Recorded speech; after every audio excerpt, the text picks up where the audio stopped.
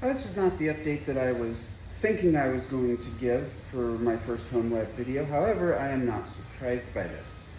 So, when I had taken apart my desktop, I had a Ryzen 8600G, sold that, hadn't planned to reuse this motherboard because this motherboard drives me up the wall, and it has since I've gotten it. It's a Gigabyte B650 Gaming XAX, supposed to be 7 and 9000 compatible. It's on the latest BIOS.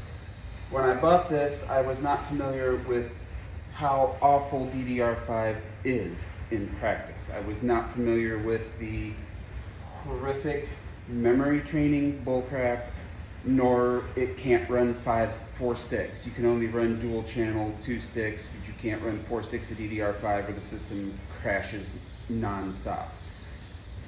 Both of which were a hard lesson. And whether it's this board or DDR5 in general, I've heard both through my research.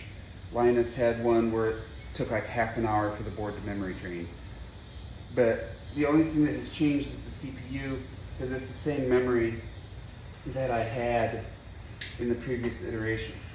So I'm not messing with it. I left it on overnight to memory train, and it just refuses to memory train. And it did the same thing when I had the 8600G, and it just randomly started working and stayed working, and I'm not gotten to that point. So I'm not going to spend 9700X money and then have to go buy another motherboard. It's like, that's way more than I'm willing to invest right now. So I'm gonna send the 9700X back. It's possible that it's a problem with the integrated memory controller in the CPU. The board does pass the CPU test. It fails at the DRAM check. It has every once in a while rebooted, so I know it's trying to memory train, but it just will not complete it to save its life.